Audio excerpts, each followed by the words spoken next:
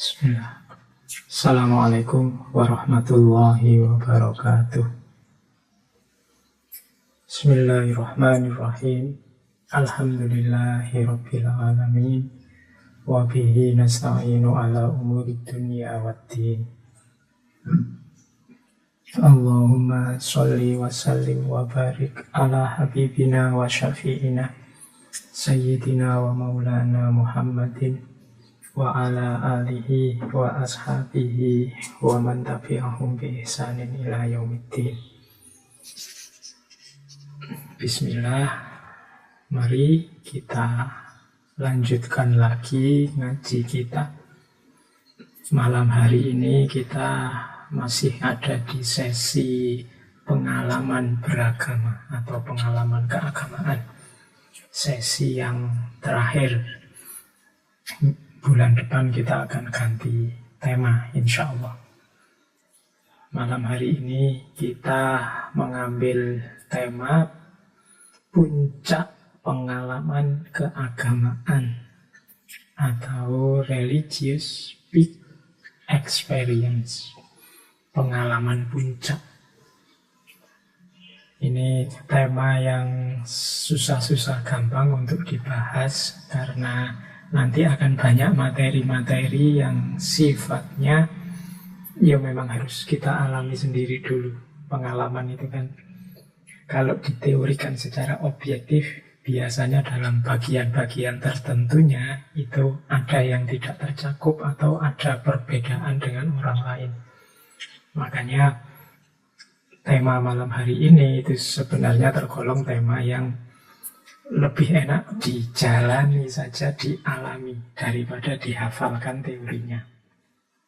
Puncak pengalaman keagamaan.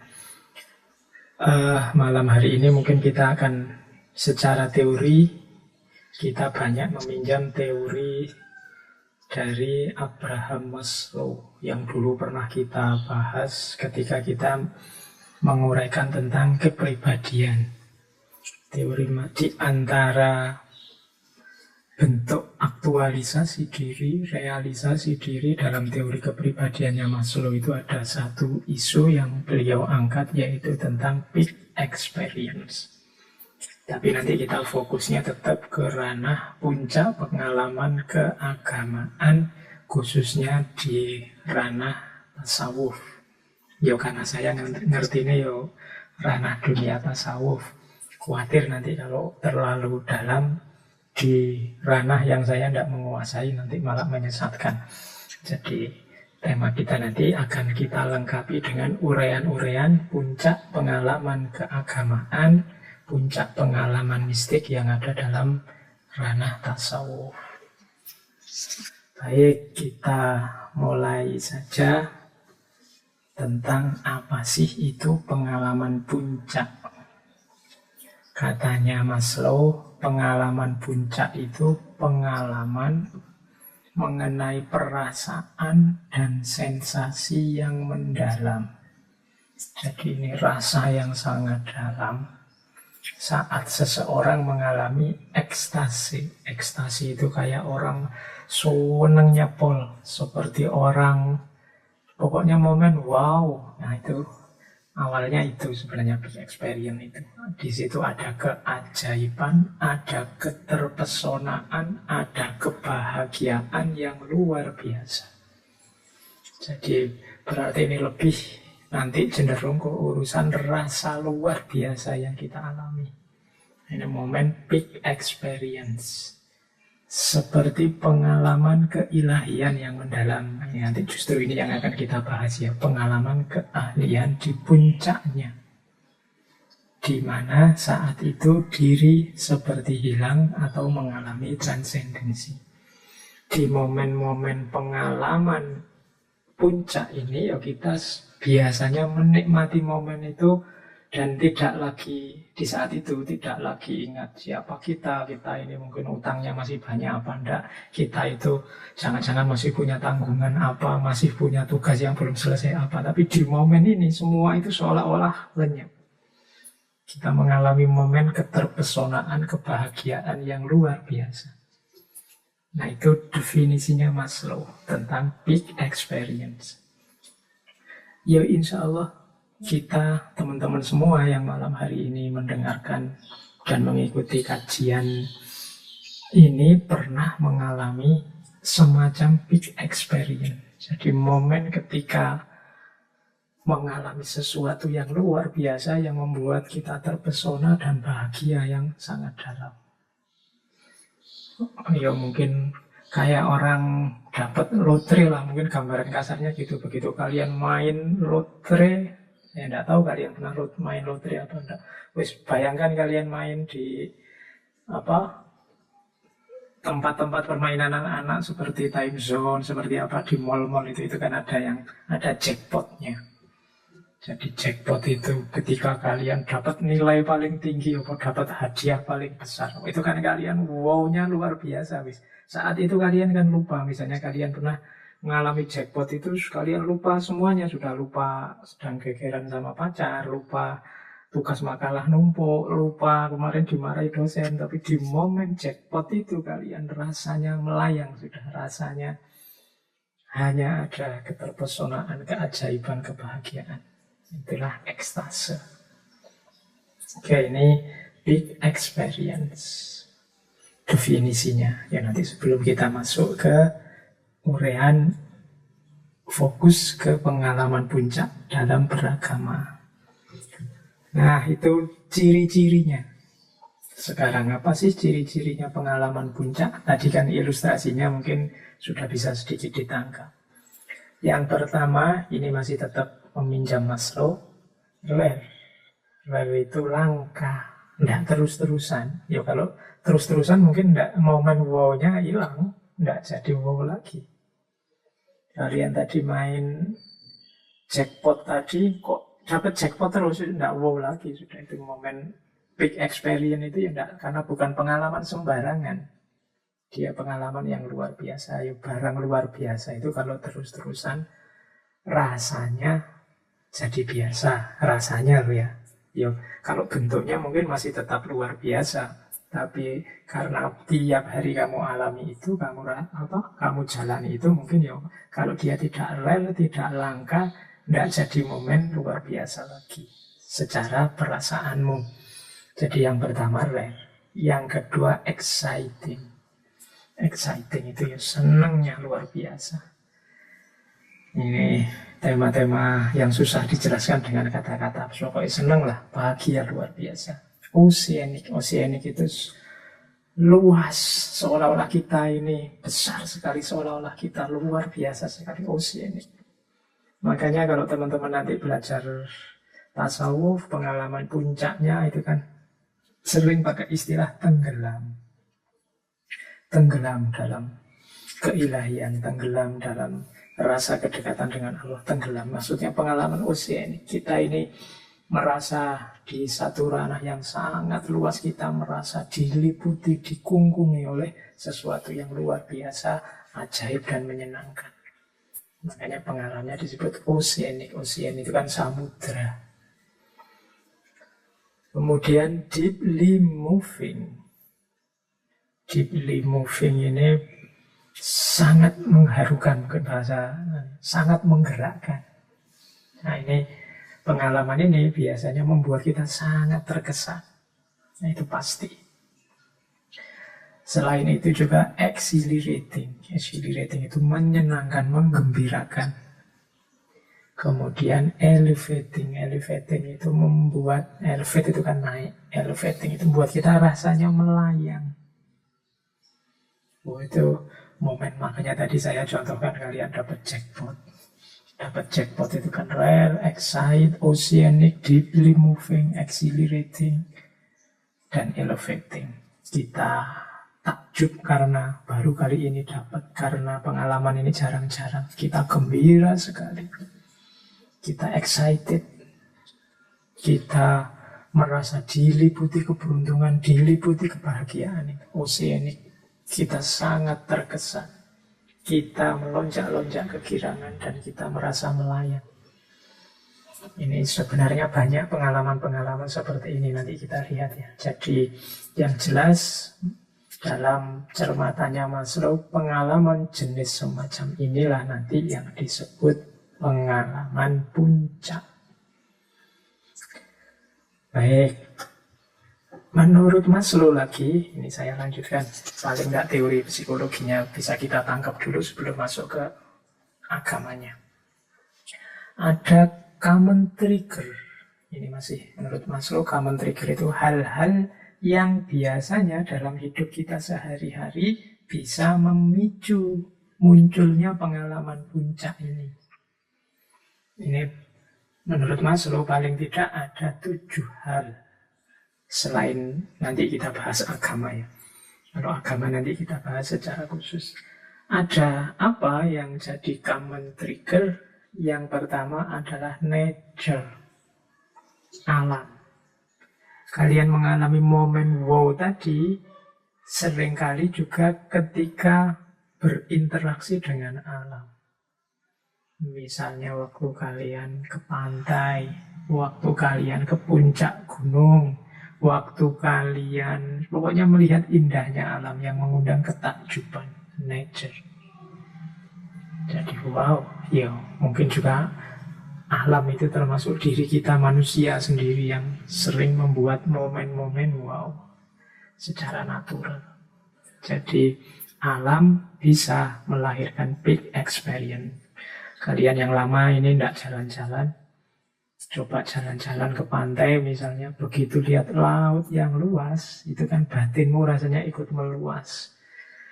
Betapa bahagia dirimu, betapa rasanya damai, betapa rasanya tenang, dan lain sebagainya. Itu sejenis big experience yang muncul lewat nature, lewat alam.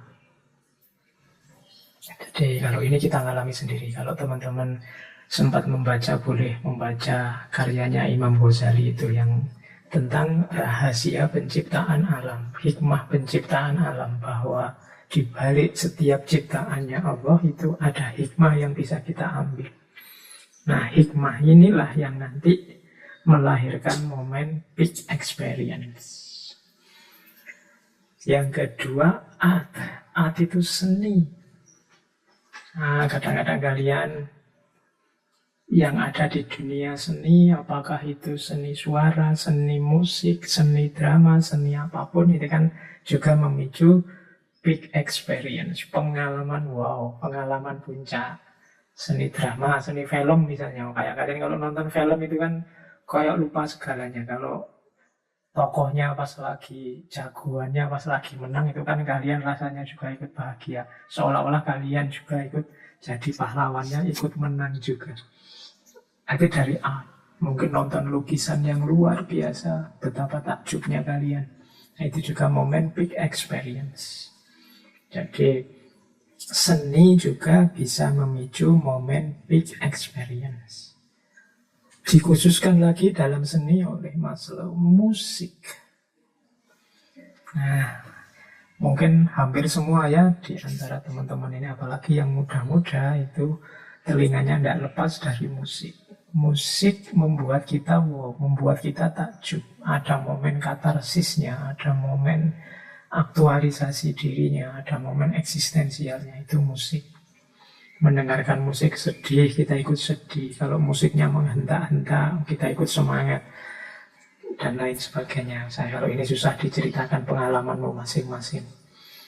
Biasanya berhubungan dengan seleranya sendiri-sendiri, yang mungkin ada yang takjub mendengarkan lagunya Oma Irama, ada yang wow mendengarkan lagi lagunya Nasidaria zaman dulu, ada yang terpesona oleh K-pop hari ini dengan lagu-lagu dan tarinya, mungkin macam-macam. Itu juga bisa jadi trigger memicu pengalaman puncak dalam hidup kita. Kadang-kadang begitu musiknya bunyi, tidak sadar kita ikut goyang, tidak sadar kita ikut bersenandung kecil. Nah, ini momen-momen wow dalam hidup, momen-momen pengalaman puncak musik. Nah, yang dahsyat juga lagi membuat kita takjub adalah momen creative work. Creative work ini momen ketika kita berkarya, punya kreasi. Ini momen juga yang sangat menggembirakan, termasuk jenis momen puncak. Kalian sukses membuat apa, berhasil menghasilkan apa. Ini juga sejenis big experience. Misalnya kalian berhasil nulis buku, itu kan luar biasa. Kalian biasanya geleng-geleng kepala, wah ternyata aku juga bisa nulis, aku juga mantap bisa memproduksi buku dan seterusnya. Itu kreatif work, itu momen wow juga, momen luar biasa. Maka kalau ingin bahagia, sering-seringlah berkarya, berkreasi. Jadi bikinlah apa, ya kalau kita yang akademisi mungkin banyaknya ya di bidang tulis menulis, perbukuan dan yang sejenis itu. Teori-teori baru, konsep-konsep baru, kreatif work. Yang dagang mungkin juga dengan produksi-produksinya yang kreatif, cara menjualnya yang kreatif, promosi yang kreatif. Itu kalau sukses ada momen wow di situ.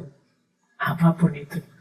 Makanya asah terus kemampuan cipta kita, kemampuan berkreasi kita, karena dia adalah salah satu big experience, pemicunya big experience. Yang kelima, scientific knowledge. Ini ilmu pengetahuan. Ini juga memicu kebahagiaan yang luar biasa. Scientific knowledge ini ya momen-momen apa? Momen aha, atau aha itu kalau kalian paham sesuatu kan, ini maksudnya. Itu momen aha. Atau momen eureka. Momen eureka itu kan momen sebagaimana pernah kita dengar ceritanya. Ini berhubungan dengan seorang tokoh namanya Archimedes. Jadi momen eureka ini terjadi suatu ketika Archimedes ini masuk ke dalam bak mandi. Ya kalau kalian bisa membayangkan ya, mandi sambil kungkum di bak. Begitu dia masuk bak, dia lihat permukaan air di bak itu naik dengan jumlah yang sama dengan gaya yang diterima oleh tubuhnya Archimedes ini. Wah, setelah itu dia bilang, Eureka, aku menemukannya. Wah, sewenang dia menemukan ini, nanti dikenal sebagai teori Archimedes. Saking senangnya dia lompat dari bak itu, terus keluar rumah lari-lari, masih belum pakai baju. Saking senangnya. Ini kan tadi saya bilang orang mengalami pengalaman puncak itu kadang-kadang sampai lupa dengan dirinya sendiri, saking bahagianya. Nah ini triggernya, pemicunya ternyata scientific knowledge, pengetahuan, ilmu. Ternyata ilmu, pengetahuan itu bisa sangat menggembirakan. Bisa membuat kita merasakan juga big experience. Ilmu itu ternyata nikmat. Makanya banyak para ulama itu yang begitu asyiknya dengan ilmu, sehingga hal-hal lain terus terlupakan. Bahkan sampai ada yang tidak menikah. Nah, ayo kita bareng-bareng, kan tiap minggu saya selalu provokasi, yuk belajar, yuk istiqomah cari ilmu, termasuk dengan ngaji filsafat ini. Hari ini fasilitas kan banyak, tidak henti-hentinya kalau kalian mau nyari yang baik-baik, yang bagus-bagus dari dunia online, dunia maya. Cari temuan-temuan baru, cari momen-momen eurekamu, momen-momen ahamu, momen-momen wowmu lewat jalur ilmu. Dari tidak paham menjadi paham itu nikmatnya luar biasa. Nah, jadi scientific knowledge ternyata juga bisa memicu big experience. Ya kecuali kita termasuk orang-orang yang apatis. Kalau orang yang apatis itu orang-orang yang batinnya tidak bisa disentuh, pokoknya itu biasanya tidak peka terhadap momen-momen ini. Karena orang apatis itu biasanya sudah tertutup, tidak bisa dapat masukan baru lagi. Nah, terus jadi ilmu ternyata bisa memicu lahirnya pengalaman puncak selain kreasi kreatif. Yang keenam ada introspeksi muhasabah. Kalau ini semacam pencerahan. Setelah kita kontemplasi, setelah kita melakukan refleksi, ketemulah hikmahnya, ketemulah rahasianya. tiba-tiba muncul wawasan baru. Nah, ini juga namanya big experience, introspeksi. Setelah berhari-hari kita merenung, oh ketemu sekarang rahasianya ini kan juga sejenis kenikmatan. Kadang-kadang momen ini kalau ditanya, lo tadi ketemu itu argumennya apa, alasannya apa, prosesnya gimana, kita tidak tahu, tiba-tiba muncul saja. Itu karena hasil dari kita berpikir, merenung, introspeksi. Jadi itu juga sejenis big experience. Yang terakhir, kalau ini saya tidak perlu menjelaskan, nanti kalian semua ngalami lah insya Allah, dari momen seks. Ya, di momen ini kan ada ranah-ranah yang bisa memicu pengalaman puncak, pengalaman yang wow, yang tidak bisa diceritakan, yang membuat kita lupa dengan diri kita sebentar dan lain sebagainya. Ya wis, aku tidak perlu menjelaskan detail ya, kalian sudah ngerti lah pengalaman puncak dalam ranah seks. Terus kalian sudah referensinya mungkin lebih banyak dari saya. Jangan-jangan juga mungkin lebih pengalaman dari saya, tidak perlu menjelaskan. Bahkan nanti di ranah ini ada ajaran-ajaran aliran tertentu yang menggunakan seks sebagai media untuk peningkatan spiritual. Nanti ada misalnya zaman kita belajar tantrisme, kemudian di beberapa, kalau teman-teman bisa membaca Centini, nanti ada ranah-ranah bagian tilam sari, bagaimana hubungan seksual yang berkualitas, yang bisa meningkatkan spiritualitas, religiusitas. Dulu kita juga pernah ada satu sesi ngaji filsafat tentang Kama Sutra. Saya banyak diminta teman-teman untuk mengulang kajian tentang Kama Sutra itu karena rekamannya kok yang dilalah pas tidak jadi. Itu mungkin salah satu isyarat tema ini tidak bisa diangkat sembarangan, karena cenderung nanti kalau tidak hati-hati bisa disalahpahami. Ya kapan-kapan mungkin di forum yang lebih khusus kita angkat lagi tema Kama Sutra ini, karena saya sekarang ngajinya kan banyak kalangan mendengarkan, mungkin butuh ranah yang lebih khusus atau situasi yang lebih khusus biar semuanya siap untuk tema-tema yang cenderung sensitif seperti tema-tema seks ini. Tapi seks juga bisa termasuk religious big experience. Mungkin kemarin waktu sesi Sunan Bonang kan saya cerita itu ada satu aliran yang berusaha untuk disadarkan oleh Sunan Bonang, namanya Bhairawa Tantra, yang di antara ritualnya untuk mengalami big experience adalah dengan cara memuaskan hasrat nafsu sepuas-puasnya sampai puncak. Jadi hubungan seks sakapoe, makan enak sakapoe, dan seterusnya, termasuk nari, nyanyi sakapoe, ritualnya begitu. Sampai nanti merasa mungkin jenuh pol dengan itu, terus diasumsikan setelah itu mengalami pengalaman puncak. Ada juga yang begitu. Ya berarti tidak salah Maslow kalau ya di antara triggernya pengalaman puncak yang membuat kita merasakan momen luar biasa antara lain ya seks. Oke, jadi nature, art, music, creative work, scientific knowledge, dan introspection serta seks. Ini bisa jadi trigger yang membuahkan tadi pengalaman luar biasa atau big experience. Jadi ini masih belum ranah keagamaan. Nanti di ranah keagamaan ada penjelasannya sendiri. Rasanya mungkin mirip, tapi pemicu serta pemahaman yang mengiringinya berbeda. Nanti kita lihat. Nah, itu ada quotes dari Maslow. The emotional reaction in the big experience has a special flavor of wonder, of awe, of reverence, of humility, and surrender before the experience, as before something great. Jadi dari quotes ini, ketika orang mengalami pengalaman puncak, itu rasa yang dia rasakan adalah wonder, awe, takjub, kemudian merasa kagum luar biasa, merasa takluk, tunduk, menyerah di hadapan pengalaman itu sudah. Wis.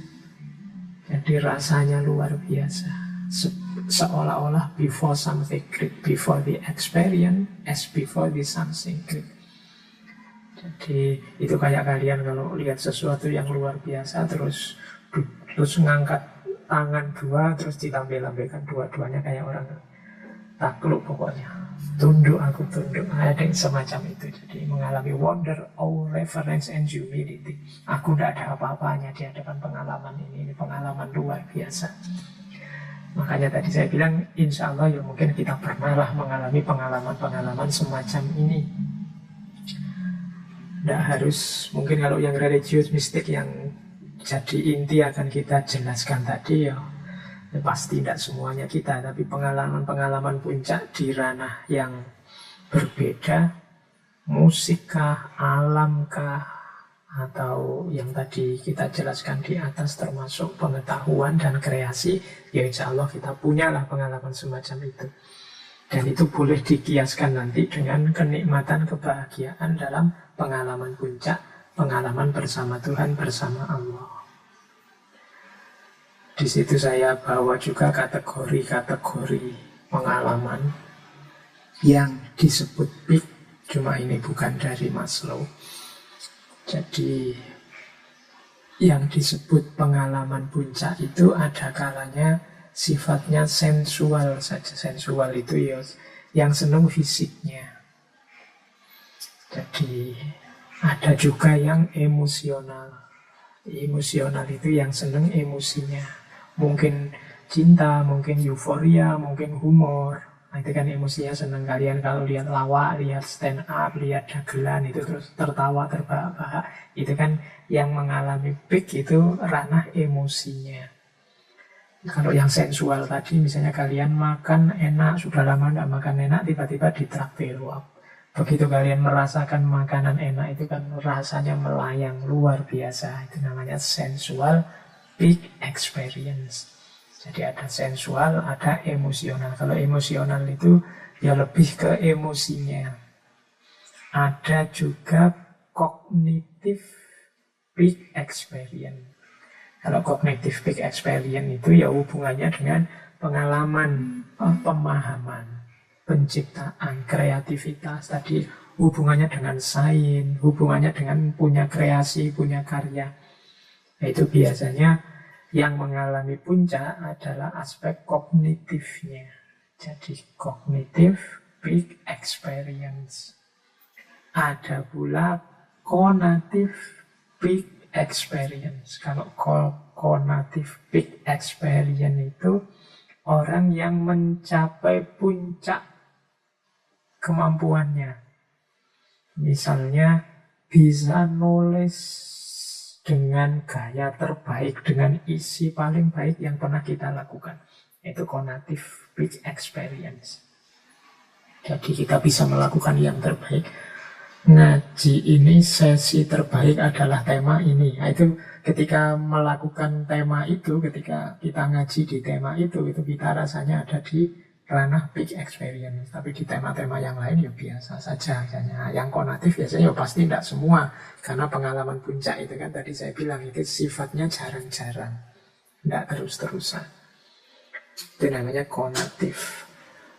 Ada juga kategori pengalaman puncak itu yang sifatnya self-actualization. Aktualisasi diri.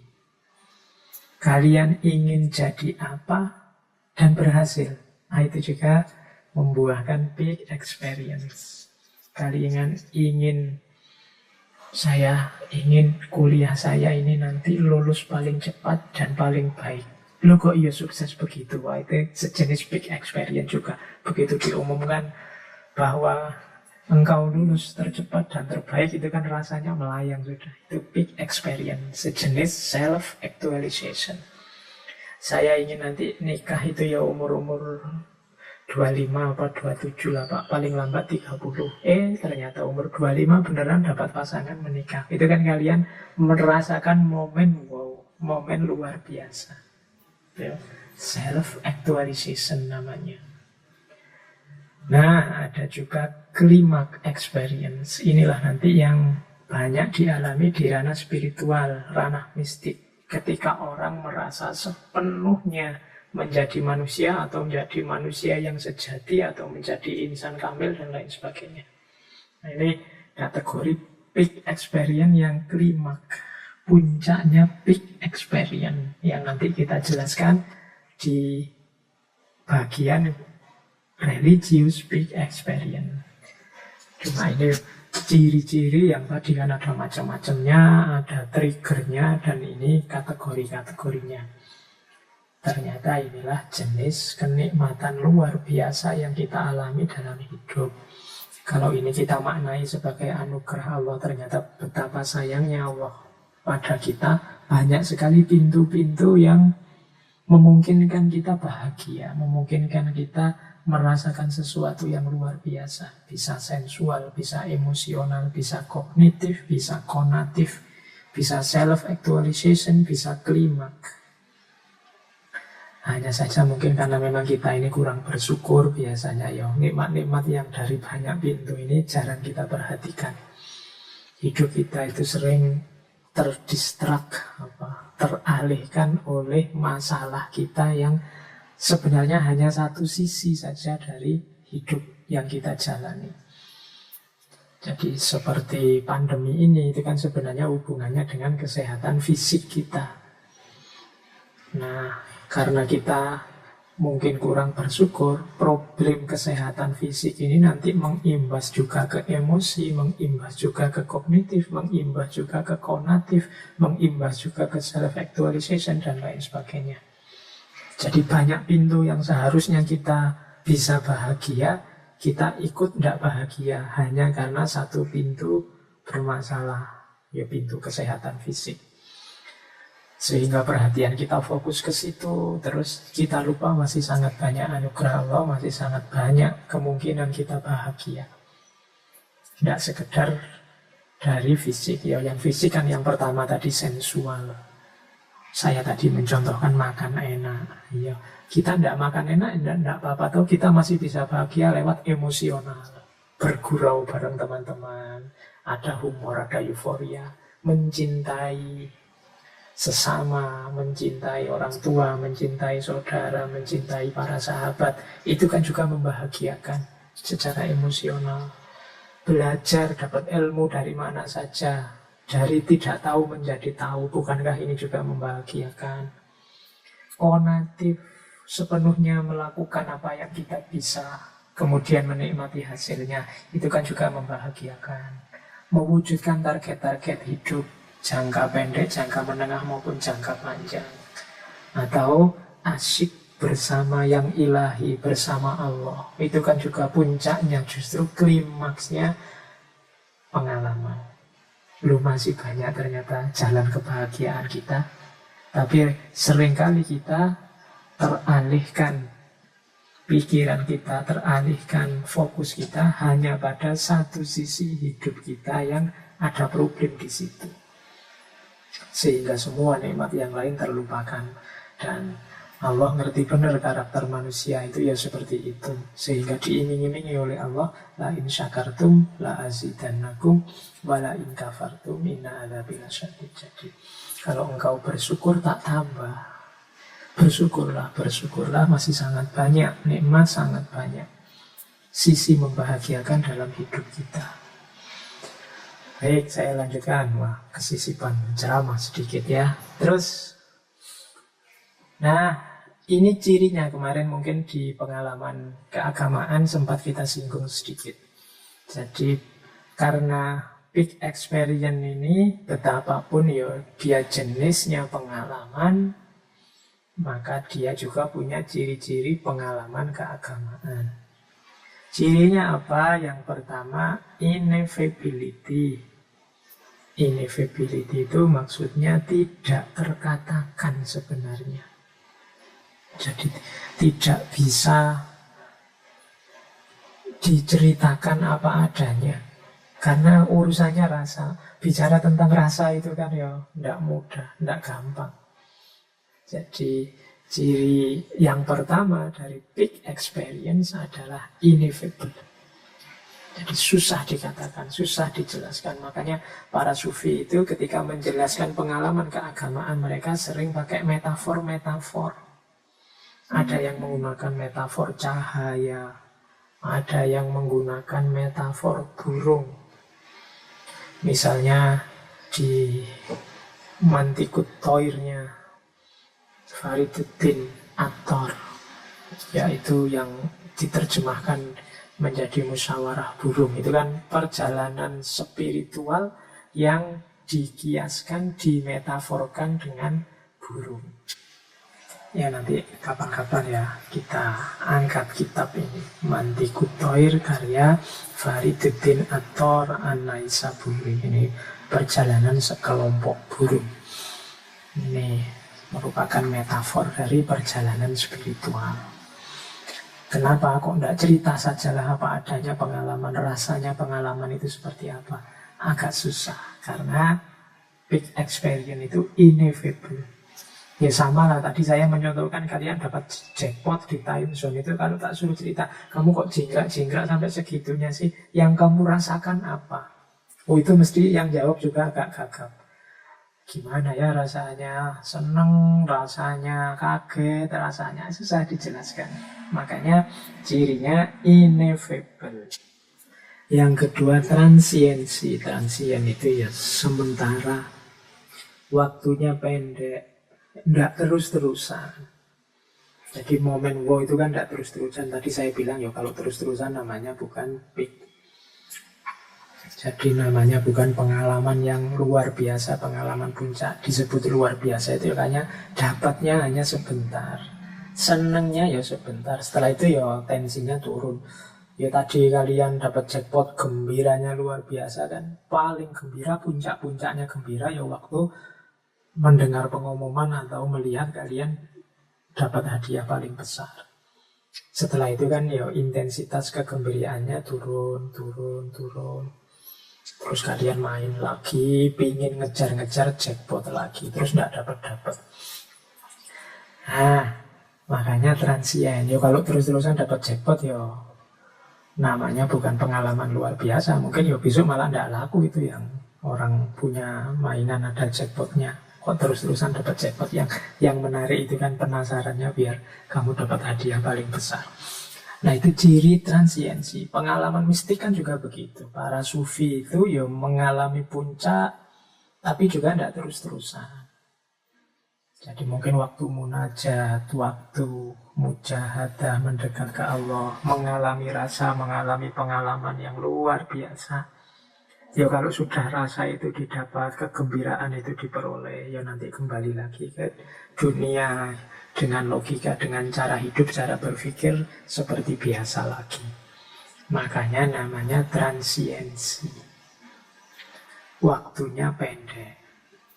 Yang ketiga, cirinya adalah noetik. Noetik ini dari bahasa Yunani nous. Nous itu mungkin makna mudahnya kesadaran dalam. Kesadaran intuitif.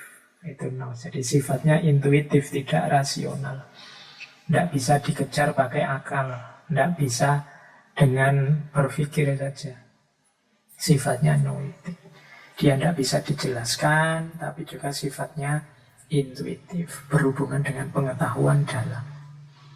Ini banyak dijelaskan di sesi-sesi tasawuf. Bagaimana pengalaman ketuhanan itu susah dijelaskan dengan kata-kata, sementara dan intuitif. Biasanya kalau belajar ilmu agama itu kan alatnya bisa nas, bisa akal, bisa intuisi. Intuisi itu nanti menghasilkan pengetahuan seperti ilham, seperti apalagi jenis-jenis pengetahuan dalam. Intuisi, ketemunya di dalam, tidak di luar. Itu jenis pengetahuan noetik. Tidak kita cari-cari, tapi dia hadir dalam diri kita. Makanya kadang disebut pengetahuan huduri. Huduri itu karena dia hadir dalam diri kita. Oke. Nah, jadi ineffable, transient, noetik. Yang keempat, pasif. Maksudnya pasif itu apa? Orang yang mengalami big experience ini biasanya merasa dirinya tergusur atau dirinya tidak penting lagi. Dirinya apa? Bukan sesuatu yang eksis, tapi sudah dikuasai oleh satu kekuatan, satu keberuntungan, satu kenikmatan yang besar. Jadi orang yang mengalami big experience seperti orang yang tinggal menikmati saja. Dirinya sendiri sudah tidak bisa mengontrol, tidak bisa mengikuti dirinya. Makanya dalam ranah tasawuf itu sering muncul kalimat-kalimat yang mengagetkan. Sehingga yang tidak ngerti terus disebut sesat. Ini padahal ada kesadaran passivity. Kesadaran passivity itu, oh aku sendiri sudah tidak ada, aku sendiri sudah lenyap. Yang ada hanya kegembiraan, yang ada hanya aku yang dikuasai oleh kekuatan sangat besar. Aku yang melebur dalam ranah ketuhanan. Nah ini namanya passivity. Cirinya big experience ada ineffable, noetic, transiensi, dan passivity. Oke, jadi itu teori yang berhubungan dengan big experience. Nanti ada sedikit penjelasan dari Maslow tentang orang yang sudah mengalami big ini, biasanya terus kepribadiannya berubah. Ya khususnya pengalaman puncak di ranah mistik, di ranah agama. Jadi orang yang sudah memenuhi aktualisasi dirinya sepenuh-penuhnya, itu kan dia mengalami pengalaman puncak. Biasanya terus kepribadiannya berubah. Berubah seperti apa? Ini di catatan saya paling tidak ada 7 jenis kepribadian seorang picker, seorang yang mengalami big experience. Yang pertama apa? Kesadaran dirinya sebagai bagian dari alam semesta, atau bagian dari sesama manusia, atau bagian dari ranah ketuhanan. Ini 3 sekaligus biasanya. Jadi dalam diri kita ini ada unsur manusianya, ya unsur alamnya, ya unsur ilahinya. Nah, orang yang mengalami pengalaman puncak tadi biasanya kesadaran ini muncul bahwa aku ini mikrokosmos ada di dalam makrokosmos. Bahkan makrokosmos juga ada di dalam diriku. Kesadaran kesaling terkaitan ini sebenarnya nanti penting dalam kita mengelola hidup. Karena banyak orang yang merasa manusia itu ada di atas alam. Jadi dia berhak melakukan apa saja terhadap alam. Termasuk merusak alam, menggagahi alam, dan lain sebagainya. Jadi kesadaran kesatuan dengan alam itu di antara efeknya setelah orang mengalami big experience. Kemudian ada juga kesadaran kesatuan dengan manusia. Ya manusia itu dalam praktek sosial kehidupannya sering mengkotak-kotakkan dirinya. Aku ikut organisasi apa, engkau ikut organisasi apa. Aku aliran apa, engkau aliran apa. Aku mazhabku apa, engkau mazhabmu apa. Dan seterusnya. Ini mengkotak-kotakkan manusia. Ini kecenderungan kehidupan sosial. Nah, orang yang mengalami big experience itu biasanya melampaui semua sekat-sekat itu. Jadi dia melihat manusia sebagai manusia, bagian dari alam, bagian dari ketuhanan, dan juga bagian dari sisi kemanusiaan. Jadi manusia di level paling murni, paling sejati sebagai manusia, yang itu setara, satu level, sama-sama makhluknya Allah. Ini kesadaran kemanusiaan. Dan yang ketiga, kesadaran ketuhanan, bahwa manusia itu bagian dari ranah ketuhanan, bahwa manusia itu mengemban amanat tugas-tugas ketuhanan, bahwa manusia itu dalam dirinya ada unsur-unsur ketuhanan, dan seterusnya. Ini teori-teori yang berkembang tentang hubungan manusia dengan Tuhan. Tapi kesadaran ini penting tiga ini, kesadaran alam, kesadaran manusia, kesadaran Tuhan. Yang ini muncul karena telah mengalami pengalaman puncak, ya khususnya dalam ranah mistik, dalam ranah agama.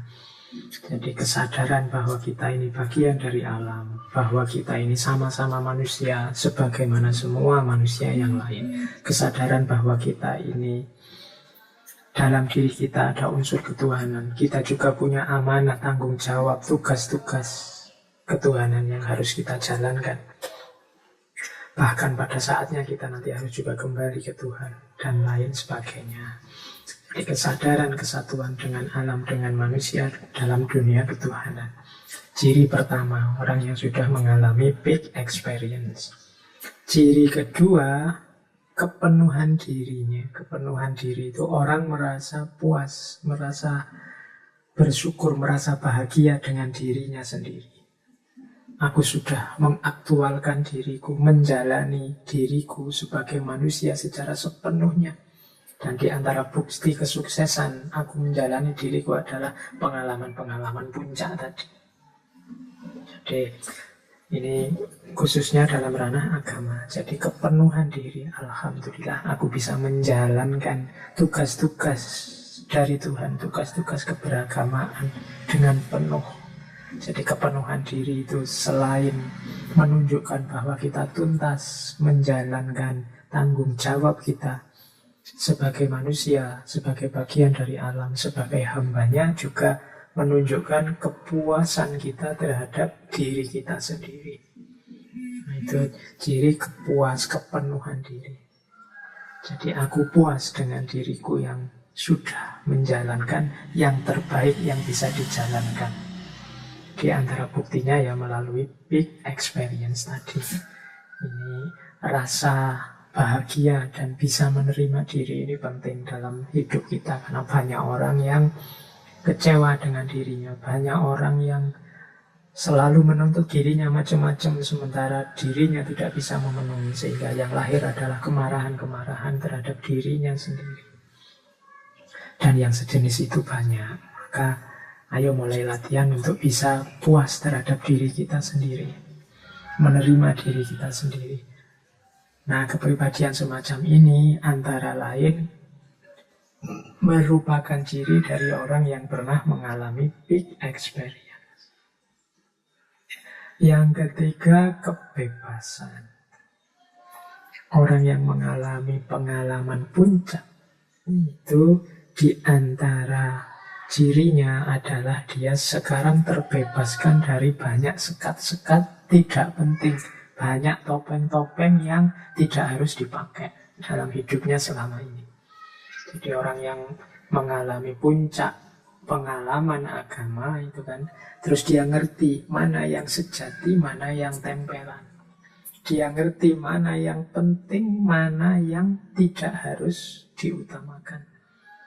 Dari sini terus kemudian dia merasa bebas.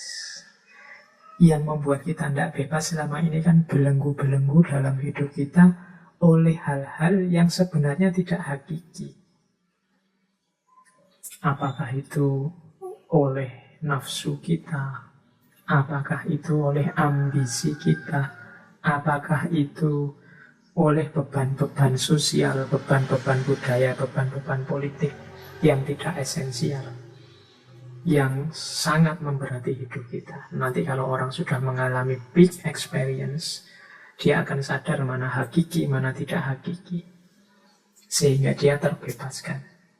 Terbebaskan itu bukan berarti kalau begitu dia tidak lagi hidup di dunia sosial, tidak lagi hidup dalam tatanan politik, tidak lagi hidup dalam budaya. Tidak, dia tetap hidup. Tapi semuanya tidak ada yang membelenggu dia. Tidak ada yang membatasi langkahnya untuk menuju pengalaman puncak, untuk dekat dengan yang ilahi. Kemudian di antara kepribadian lagi dari pengalaman puncak adalah cinta. Jadi cinta ini kesadaran untuk tidak egois, kesadaran untuk peduli, kesadaran untuk berbagi, kesadaran untuk melakukan kebaikan sebanyak-banyaknya, sebesar-besarnya, sepenuh-penuhnya, tanpa menghitung balasan, tanpa menghitung keuntungan bagi dirinya sendiri. Cinta dekat dengan paradigma ikhlas. Nah, orang yang sudah mengalami big experience itu dia terbuka wawasannya, tercerahkan pandangannya, sehingga hidupnya akan diwarnai oleh cinta. Diwarnai oleh cinta itu berarti diwarnai oleh kepedulian, diwarnai oleh tanggung jawab, diwarnai oleh penghormatan, penghargaan pada alam, pada sesama, diwarnai oleh semangat untuk berbagi, semangat melakukan kebaikan sebesar-besarnya tanpa menghitung keuntungan untuk dirinya sendiri. Karena dia tahu satu-satunya fokus hidupnya yang sejati hanya Tuhan, hanya Allah. Jadi persis seperti adagium dari Kanjeng Nabi, salah satu hadis yang beberapa kali saya singgung itu kan setelah Kanjeng Nabi mengalami ujian sangat berat, ujian duniawi karena beliau dilempari batu, ditaburi pasir, dikejar-kejar di daerah Taif. Kemudian beliau di antara kalimatnya yang sangat terkenal, in lam takun wadiban alayya fala ubali. Asal engkau tidak murka padaku ya Allah, aku tidak peduli. Ini jiwa yang sudah mengalami puncak keikhlasan. Tidak apa-apa, saya akan melakukan kebaikan semaksimal mungkin, sebesar mungkin, seoptimal mungkin. Balasannya apa? Tidak dihitung. Satu-satunya yang saya hitung hanyalah apakah Allah ridho atau tidak, Allah murka atau tidak. Itu saja. Ini kepribadian peak, kepribadian yang sudah puncak. Kemudian orang yang sudah mengalami peak experience biasanya termotivasi untuk melakukan kebaikan-kebaikan sebanyak mungkin. Situ di antara cirinya sudah. Kok orang ngakunya sudah makrifat, mengalami pengalaman puncak, tapi loh kok begitu orang ini? Tindakan-tindakan, kelakuan, kata-katanya kok tidak menggambarkan itu? Ya mungkin perlu dicermati lagi apa ya yang dia alami pengalaman puncak. Biasanya orang yang sudah mengalami itu termotivasi untuk isi kata, isi laku, isi perbuatannya hanya kebaikan-kebaikan saja. Selanjutnya orang yang kepribadiannya peak juga punya ciri gembira. Orang ini gembira dalam dirinya dan kehadirannya menggembirakan sekitarnya. Jadi justru bukan orang yang kemudian pesimis, bukan orang yang mengkeret melihat dunia, bukan orang yang menyusahkan, menyulitkan, tapi orang yang gembira dan menggembirakan. Kenapa bisa begitu? Karena ciri yang terakhir itu, jiwanya jadi lembut. Dia tidak kaku lagi. Jiwa lembut itu muncul dari kesadaran bahwa ternyata aku ini manusia yang kecil dan lemah. Ternyata aku ini manusia yang punya banyak kekurangan-kekurangan. Tapi itu pun aku adalah yang paling disayang oleh Allah. Itu pun aku adalah yang punya tanggung jawab besar di muka bumi. Dan seterusnya. Dari situ terus jiwa kita jadi lembut. Ya lawannya lembut itu kan keras. Keras itu berarti merasa dirinya yang paling benar dan pasti benar. Merasa dirinya yang tidak mungkin salah. Memaksa orang lain harus seperti dirinya. Menjudgment orang yang tidak seperti dirinya sebagai lebih rendah, sebagai pasti salah, sebagai pasti masuk neraka. Ini ciri-ciri keras. Tapi kalau jiwa yang lembut, ya seperti yang di atas tadi, yang dikembangkan cinta, kasih sayang, kesadaran kita ada di satu kesatuan. Ada kepedulian, ada penghargaan, penghormatan, baik pada alam maupun pada sesama. Di situ ada juga tanggung jawab. Jadi, ayo bareng-bareng kita bertanggung jawab membuat hidup ini nyaman, membuat hidup ini aman, membuat hidup ini tentram. Ini ciri-ciri jiwa yang lembut. Nah, ini tipe kepribadian peak yang dijelaskan oleh Maslow antara lain Bagi mereka yang sudah mengalami tadi klimaksnya, puncaknya pengalaman keagamaan. Oh, ini tiba-tiba sudah masuk ke pengalaman keagamaan. Tapi memang penjelasan-penjelasannya Maslow ke arah sana. Jadi meskipun pengalaman itu tidak terkatakan, hanya sementara, sifatnya intuitif, kemudian orangnya pasif sehubungan dengan pengalaman itu, tapi buahnya ternyata luar biasa. Kesadaran kesatuan dengan alam manusia, kepenuhan diri, kebebasan, cinta, motivasi, kegembiraan, dan juga kelembutan jiwa. Ada satu lagi ciri, yang ini saya sendirikan. Ini ada quotes yang bagus dari Maslow. Expression and communication in the big experience. In the big experiences tend often to be poetic, mythical, and rhapsodic. As if this were the natural kind of language to express such states of being. Jadi ekspresi dan komunikasi dalam pengalaman puncak itu cenderung bersifat puitis, mitis, dan rapsodik. Rapsodik itu mengagumkan, indah. Seolah-olah inilah karakter alami bahasa untuk mengekspresikan situasi seperti itu.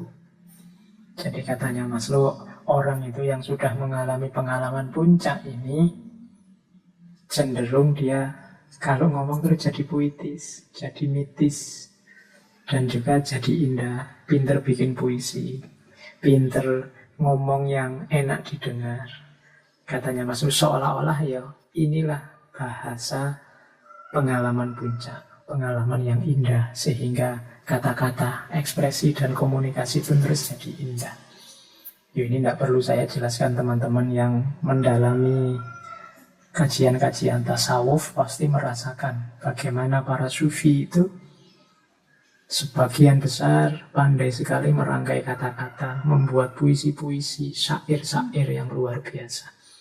Saya bilang tadi, hakikat pengalamannya memang sukar dijelaskan sehingga diuraikan secara metafor-metafor dengan bahasa-bahasa yang sebagian besar puitis, mitis, rapsodik.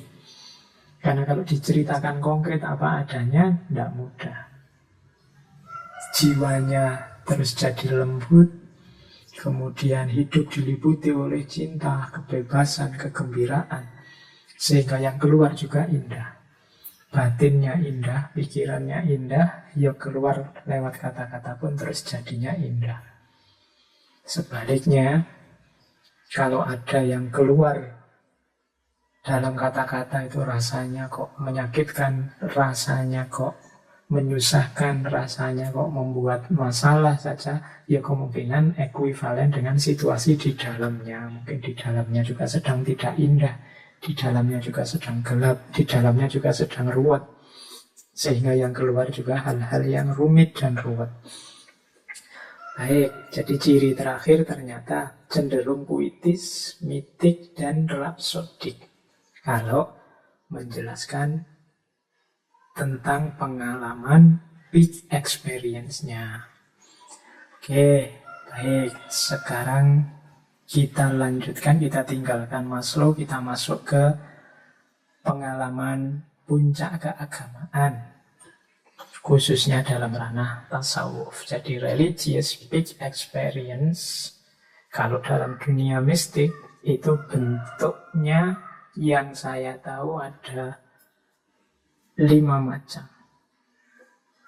Ada dalam bentuk pencerahan, ada yang dalam bentuk kesatuan, ada yang dalam bentuk perjumpaan, ada yang dalam bentuk pengabdian, ada yang dalam bentuk pengorbanan.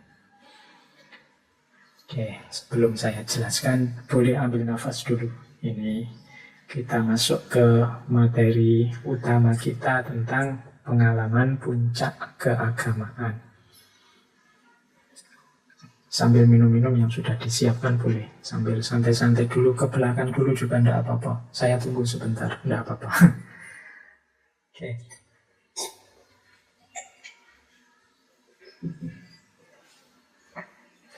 Baik. Jadi religious peak experience itu yang paling populer jenisnya pencerahan. Pencerahan itu bisalah kita kadang-kadang pakai istilah ma'rifat. Jadi terbuka sekarang pemahaman kita tentang segala mana yang hakiki, mana yang palsu. Apa sih esensi hakikat hidup ini? Apa hakikat hubungan kita dengan Tuhan? Di mana posisi kita dengan Tuhan dalam hidup ini? Apa yang harus kita mainkan, peran apa yang harus kita jalankan, dan lain sebagainya. Itu pencerahan itu semacam lahirnya kesadaran baru karena terbukanya sekarang semua rahasia dari yang selama ini tidak bisa kita pahami. Itu namanya pencerahan. Biasanya orang cerita pencerahan itu kan dianalogikan waktu Siddhartha Gautama mendapatkan pencerahan di bawah pohon Bodhi. Itu kan ya memang modelnya seperti itu. Jadi dari banyak pengalaman keagamaan terus dilakukan kontemplasi, tiba-tiba sekarang jreng terbuka semua. Kalau dalam sufi ada yang pakai istilah tajalli. Jadi sekarang terbuka semua, jelas semua mana yang putih, mana yang hitam. Kalau selama ini kan masih dikejar-kejar oleh akal, dicari-cari lewat buku, lewat pelajaran. Sekarang sudah hadir sendiri dalam diri kita, mana kebenaran yang sejati itu. Nah, momen waktu pencerahan ini terjadi, ya itulah momen religious experience. Nanti kita jelaskan satu-satu. Yang kedua, momen kesatuan. Kalau momen kesatuan ini ketika hamba dengan Tuhannya, kawulo dan gustinya melebur jadi satu. Ini momen kesatuan. Nanti dalam dunia tasawuf ada itihad, ada hulul, ada wahdatul wujud. Ini jenis-jenis religious peak experience dalam bentuk kesatuan. Ya di masing-masing tema tasawuf itu kan selalu ada. Silahkan ditengok lagi di sesi Al-Hallaj mungkin, ditengok lagi di sesi Ibnu Arabi mungkin. Yang ketiga, perjumpaan. Nah, perjumpaan ini kesadaran bahwa kita ini selalu bersama, selalu berdua, selalu ada di hadapan Allah. Allah itu ada di mana-mana, cuma kita sendiri yang sering tidak menatapnya, tidak melihatnya, tidak menyadari kehadirannya. Nah, kesadaran perjumpaan ini adalah termasuk jenis kesadaran peak experience. Tidak mudah masuk ke kesadaran perjumpaan ini, sangat dibayangkan. Kalau cuma perjumpaan kan, sholat itu kan ketemu Allah atau menghadap Allah. Ya berarti saya juga mengalami. Ya tapi sholat kita sholat yang seperti apa dulu? Sebagian besar sholat yang kita jalankan rasanya, semoga pengalaman saya saja, rasanya yang kualitasnya serius, sholat plus kesadaran bahwa kita ada di hadiratnya, itu mungkin tidak ada 10%-nya dari total sholat kita 100%. Jadi padahal kesadaran ini adalah kesadaran yang penting, kesadaran perjumpaan bahwa Allah ada di hadapan kita. Kesadaran perjumpaan ini kalau istiqomah nanti melahirkan satu akhwal dalam diri kita, namanya haya, rasa malu. Orang itu kalau merasa Allah selalu mengawasi, pasti ada rasa malu di situ. Kalau mau melakukan yang jelek-jelek, mau melakukan yang tidak pantas, yang tidak seharusnya, itu kesadaran perjumpaan. Melahirkan khaya, malu saya. Mau curang itu loh, malu saya dilihat Allah. Mau teriak-teriak ndak sopan, arep miso-miso sakau pokok aku jane juengkel aku. Oh iya, tapi malu saya kalau dilihat Allah. Itu mungkin kalian membayangkan kayak kalian lagi melakukan apa terus ada CCTV-nya, itu kan kalian malu melihat kalian sendiri di CCTV itu. Aku kok gitu ya. Nah, itu kesadaran khaya namanya. Itu lahir karena kita sadar bahwa Allah itu selalu hadir untuk kita, tinggal kita sadar apa enggak untuk menjumpainya. Itu kesadaran perjumpaan juga termasuk jenis big experience. Yang keempat, big experience juga adalah kesadaran pengabdian. Kesadaran pengabdian ini kesadaran, jadi ini kalau saya mengilustrasikan seperti yang dijelaskan oleh Iqbal. Dulu saya cerita Iqbal ada namanya kesadaran mistik, ada kesadaran profetik. Kesadaran profetik itu justru puncaknya tidak terletak saat kita berjumpa dengan Allah. Puncaknya itu terletak pada saat kita hidup dan menghidupkan kebenarannya Allah, mengabdikan kebenaran dan kebaikan yang kita yakini untuk sesama. Disitulah justru big experience-nya dalam pengabdian, dalam menuntun orang lain untuk justru mengalami pengalaman puncak yang sama. Jadi dalam mengabdikan diri. Jadi kalau Iqbal kan menjelaskannya seperti waktu Kanjeng Nabi Isra Mi'raj, itu puncaknya ya Mi'raj terus berjumpa dengan Allah. Tapi kan setelah itu Kanjeng Nabi kembali lagi karena cinta dan sayangnya pada umatnya untuk menuntun kembali umatnya. Nah, ini kan level kedua yang jenis pengabdian ini gambarannya seperti itu. Justru kebahagiaan yang sejati, wow yang sejati itu kalau kita berhasil memanfaatkan, menggunakan pengalaman puncak ini untuk kemanfaatan, kemaslahatan, kebarokahan hidup di lingkungan sekeliling kita dalam konteks pengabdian. Kalau ada orang bahagia karena kita memberi petunjuk kebahagiaan padanya, kalau ada orang pintar karena kita sedikit-sedikit memberi apa yang kita tahu padanya, kalau ada orang mengikuti apa yang kita lakukan dan mengalami big experience yang sama, disitulah sebenarnya big experience yang sejati, pengalaman puncak, rasa puas, rasa lega, rasa kagum, rasa terpesona luar biasa yang sejati. Ada juga jenis big experience yang kelima, yaitu jenis pengorbanan. Kalau ini kepuasan, kelegaan, kebahagiaan puncak itu terjadi saat kita memberikan sesuatu, mengorbankan sesuatu untuk Allah, untuk Tuhan, untuk pengalaman puncak tadi. Itu justru puncaknya terletak pada pengorbanan. Mirip nanti ceritanya Nabi Ibrahim sama Nabi Ismail. Jadi kesediaan Ismail untuk disembelih dan kerelaan Ibrahim untuk mengorbankan anaknya, kemudian berdua menjalankan ritual pengorbanan itu, disitulah rasa puas, rasa lega, rasa bahagia karena menaklukkan nafsu, hasrat, ambisi kemanusiaannya sendiri untuk Allah. Itu momen pengorbanan. Ini juga momen puncak pengalaman keagamaan. Jadi ada pencerahan, ada kesatuan, ada perjumpaan, ada pengabdian, ada pengorbanan. Kalau dilihat dari jenis-jenisnya ini, ya mungkin banyak di antara kita yang harusnya sudah menikmati big experience. Hanya saja mungkin kita tidak terlalu menyadari sehingga excitednya tidak terlalu dalam. Padahal kalau kita sadar, momen-momen ini secara otomatis harusnya membuat kita bahagia luar biasa. Sekedar sholat yang khusyuk, yang sangat sadar bahwa saat itu kita berhadapan dengannya, itu kan sangat membahagiakan sebenarnya. Itu juga jenis religious big experience. Bahkan kenikmatan ini, kalau dalam ceritanya Sayyidina Ali itu kan, satu ketika beliau kena panah. Nah, ketika beliau ingin panahnya dicabut, beliau, saya tak sholat dulu, nanti kalau saya sedang sholat, cabutlah panah ini. Dan beliau sholat. Jadi keasikan sholat, kesadaran bahwa saat itu sedang berhadapan dengan Allah, itu membuat Meskipun anak panah itu dicabut, beliau tidak merasakan sakitnya.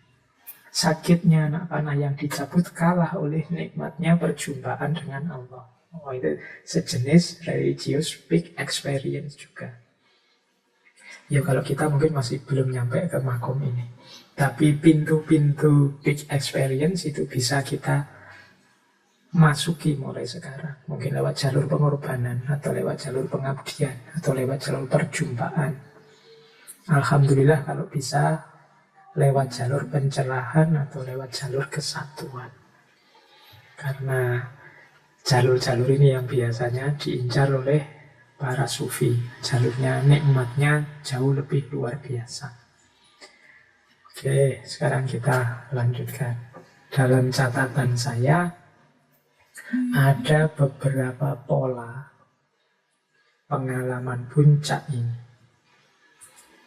Yang pertama adalah pola intelektual, yang kedua pola eksistensial, yang ketiga ada pola fana.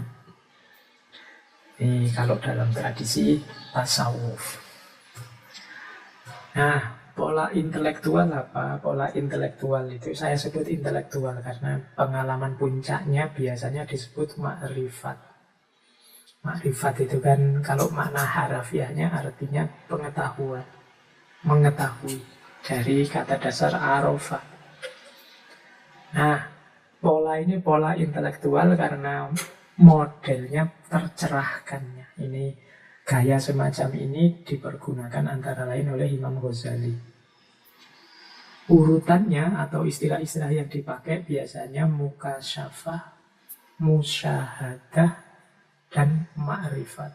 Menurut saya ini rentetan yang bisa sekaligus bareng. Atau maksudnya sama. Orang yang mengalami mukasyafah ya pada akhirnya dia akan ma'rifat. Apa yang dilakukan dalam mukasyafah ya musyahadah. Mukasyafah itu kan dari kata-kata kasyf. Jadi kasyf itu maksudnya terbukanya hijab. Makanya ada kitab sufi kuno karya Al-Hujwiri itu yang judulnya Kasful Mahjub. Jadi terbukanya hijab itu selama ini pandangan batin kita banyak terhijab oleh hal-hal yang tidak penting. Mungkin hal-hal yang duniawi, mungkin oleh nafsu kita, ambisi kita, hasrat kita. Ini membuat pandangan batin kita gelap. Sehingga tidak bisa membedakan mana sejati, mana tidak sejati. Mana penting untuk hidup kita, mana tidak penting. Mana yang hakiki, mana yang tidak hakiki. Nah, dalam mukasyafah ini yang menghijab tadi terus tersingkap. Jadi tersingkapnya hijab itu momen mukasyafah. Jadi terbukanya yang selama ini menghalangi itu momen mukasyafah. Kalau kemarin banyak halangannya sehingga tidak bisa menyaksikan apa-apa. Sehingga kita tidak tahu, tidak bisa membedakan mana hak, mana batil. Nah, ketika momen mukasyafah ini terjadi ya semacam momen, kalau bahasanya Surabadi, isyrok, tiba-tiba cahaya bisa masuk. Kemarin terhijab, cahayanya tidak bisa masuk. Yang ada hanya gelap. Yang kita anggap kebenaran mungkin tidak sejatinya kebenaran. Yang kita anggap kebaikan mungkin juga tidak sejatinya kebaikan. Atau kebaikan dan kebenaran itu kita manipulasi untuk kepentingan-kepentingan gelap kita. Ya karena diri kita sedang gelap. Nah, momen mukasyafah ini momen orang ketika mengalami pencerahan dan yang tadi menghijab lenyap. Ya lenyap itu bisa karena diusahakan sendiri oleh sufinya yang sedang suluk, dibersihkan dengan cara uzlah, dengan cara riyadhah, macam-macam sampai kemudian hadir pada titik mukasyafah. Setelah mukasyafah, ya momen yang akan dialami ya pastinya musyahadah. Musyahadah itu syahadah, menyaksikan. Jadi makanya syahadat itu kan artinya kesaksian. Sekarang hadirlah kebenaran-kebenaran itu. Tampaklah kesejatian, tampaklah mana yang hakiki. Itu momen musyahadah sudah. Jadi setelah tadi kasyaf, hijabnya lenyap, sekarang syahadah, menyaksikan kebenaran yang sejati, menyaksikan kebaikan yang sejati, menyaksikan yang hakiki. Itu namanya musyahadah. Ya nanti puncak-puncak yang hakiki, puncak-puncak yang sejati itu pastinya kan Allah. Makanya sering disebut musyahadah itu menyaksikan kehadirannya. Jadi mukasyafah, musyahadah. Ya nanti buahnya orang ini karena sudah mampu musyahadah, dia mencapai namanya ma'rifat. Jadi ma'rifat itu ya hadirnya pengetahuan-pengetahuan yang hakiki, yang itu nanti menjadi kompas, menjadi pedoman dalam menjalani hidup. Orientasi hidupnya sekarang berubah karena sudah ma'rifat. Kalau semula orientasinya duniawi atau kepentingannya belaka, sekarang satu-satunya dalam hidupnya hanya Allah. Kenapa bisa begitu? Sudah ma'rifat. Ya cerita paling mudah ya selalu ilustrasi dari pengalamannya Imam Ghazali sendiri. Jadi Imam Ghazali itu kan sufi yang berusaha keras sendiri untuk mencapai makom ma'rifat. Dengan belajar, menjelajahi banyak ilmu dan lain sebagainya, sampai ada momen menemukan kesejatian dalam ranah tasawuf. Beliau juga sempat belajar buku-buku tasawuf, naskah-naskah tasawuf dari berbagai tokoh tasawuf. Cuma kemudian beliau sadar, tasawuf itu tidak seperti ini jalannya.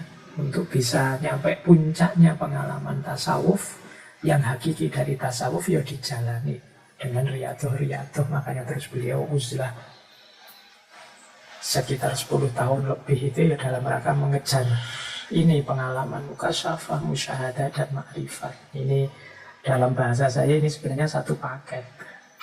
Begitu orang kasyaf ya saat itu juga dia musyahadah, dan buahnya musyahadah ya diri yang ma'rifat. Jadi ini nyambung, ini yang saya sebut pola yang intelektual. Jadi hadirnya kesadaran baru, tercerahkannya akal budi kita, bisa membedakan mana yang hakiki dan mana yang ilusi. Jadi bisa menjangkau mana yang ghaib, mana yang syahadah, itu sudah ma'rifat. Kalau dalam dunia tasawuf digambarkan orang yang ma'rifat itu yang ngerti segala sesuatunya. Apakah itu yang hakiki maupun yang ilusi. Bahkan kadang ngerti masa lalu, juga ngerti masa depan. Itu orang-orang ilustrasinya begitu. Sama dengan ilustrasi ketika Nabi Khidir tiba-tiba membunuh seorang anak kecil. Nah, itu karena beliau diberi pengetahuan tentang masa depan. Anak ini besok akan merusak dan merusak orang tuanya, yang orang tuanya ini orang baik. Nah, ini kan pengetahuan tentang masa depan, juga pengetahuan tentang masa lalu. Pengetahuan tentang masa lalu itu misalnya ketika Nabi Khidir ikut ada tembok yang runtuh, yang dia ikut bekerja untuk menegakkan kembali tembok itu, karena dia tahu di bawah tembok ini ada harta miliknya anak yatim yang dulu ditinggalkan orang tuanya. Nah, itu pengetahuan masa lalu. Ada juga pengetahuan tentang saat ini yang orang tidak tahu tapi dia tahu. Misalnya waktu nyebrang naik perahu, di depan sana ada kapalnya penguasa yang merampasi kapal-kapal yang masih layak, yang masih baik. Nah terus oleh Nabi Khidir kan kapalnya terus dilubangi. Itu dan yang kejadian saat ini, sebentar lagi dia tahu tentang saat ini, tahu tentang masa lalu, tahu tentang masa depan. Ini kan pengetahuan jenis ma'rifat. Orang yang sudah sampai di makom ma'rifat, yang untuk sampai makom ini mengalami mukasyafah, kemudian musyahadah. Ini pola peak experience lewat jalur akal, intelektual.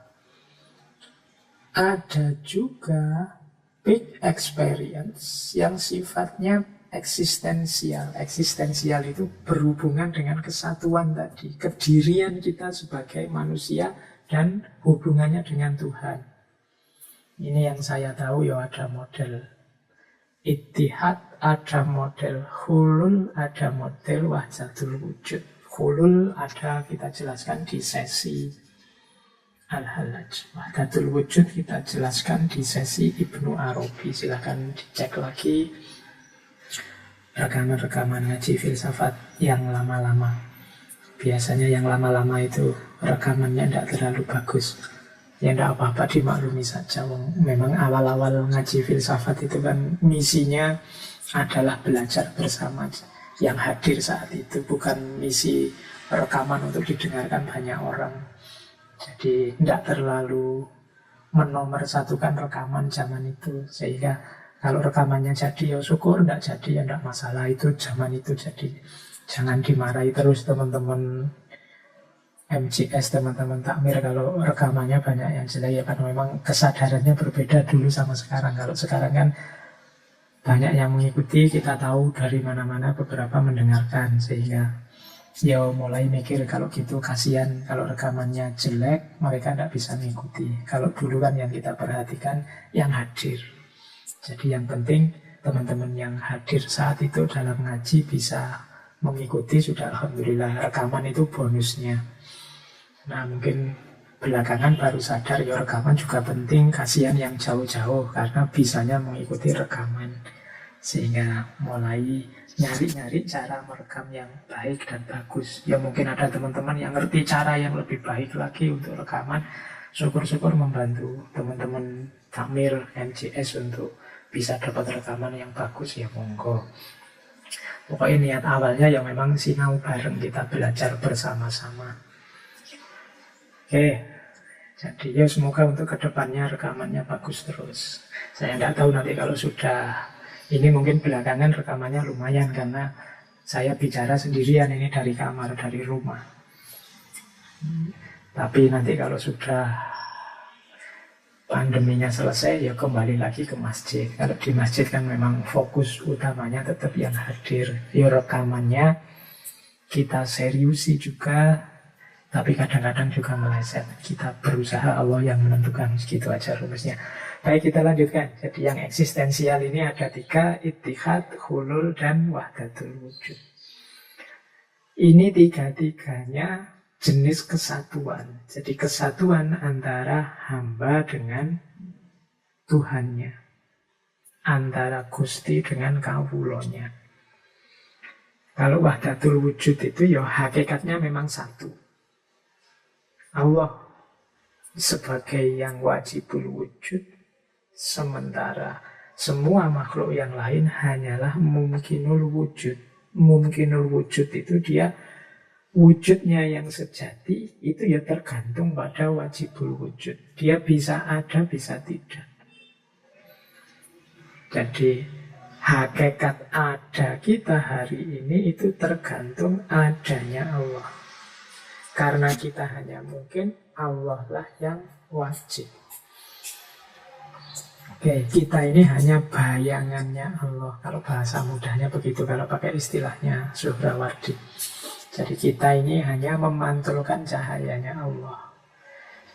Jadi ini teori wahdatul wujud. Silahkan kembali ke rekamannya Ibnu Arabi. Jadi antara mungkinul wujud dan wajibul wujud itu ya dipisah juga tidak bisa. Wong kita tergantung pada Allah kok ada kita itu. Jadi hakikatnya kita satu. Cuma banyak orang yang tidak sadar kesatuan ini. Dianggapnya manusia itu punya kekuatan sendiri, punya daya sendiri, punya pikiran sendiri, punya. Tidak, kita itu adanya apapun dari diri kita itu tergantung pada Allah. Itu konsep wahdatul wujudnya Ibnu Arabi. Ini yang saya sebut jenis kesatuan. Kesadaran bahwa kita ini adalah bagian dari diri ketuhanan yang satu. Itu kesadaran wahdatul wujud. Kesadaran bahwa kita ini hanya sementara. Pada saatnya kita akan lenyap. Sekarang ada kita, itu pinjaman dari yang wajibul wujud. Itu yang semacam ini namanya wahdatul wujud. Nanti ada ittihad, ada hulul. Ini juga dua proses kesatuan. Bedanya apa? Ini dua-duanya sama-sama kesatuan. Menyatunya antara hamba dengan Tuhannya, kawula dengan Gustinya. Kalau hulul, itu dari kata-kata halla, ini teorinya Al-Hallaj. Halla itu menempat. Jadi kalau hulul itu Allah yang menempat dalam dirinya manusia. Halla, Allah masuk ya. Kalau saya pakai terminologi fisik, menempat itu kan sebenarnya fisik. Terus orang mendefinisikannya terus jadi fisik. Wah berarti ini musyrik, ini Allah masuk enggak. Ini memang ineffable, susah dijelaskan. Jadi hadirnya Allah dalam dirinya manusia. Makanya kan ayatnya itu kan wa ana aqrabu ilaihi min hablil warid. Aku lebih dekat dengannya daripada tulang leher, daripada urat leher.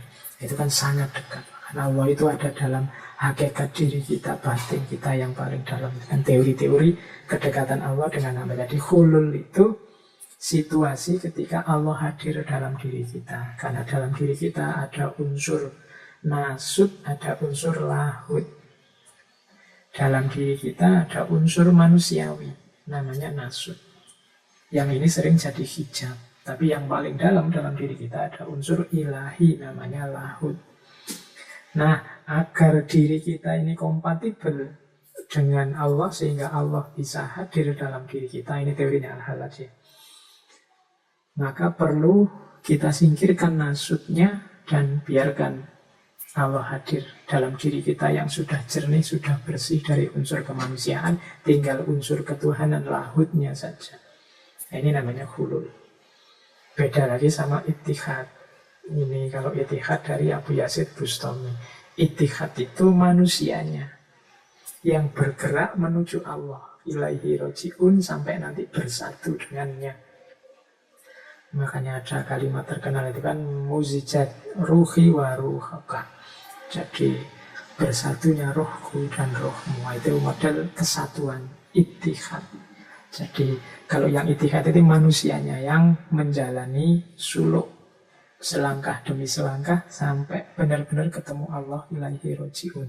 Kalau hulul ini manusia membersihkan dirinya sejernih mungkin, menyisihkan unsur-unsur kemanusiaannya sehingga tinggal unsur ketuhanannya, kemudian Allah hadir.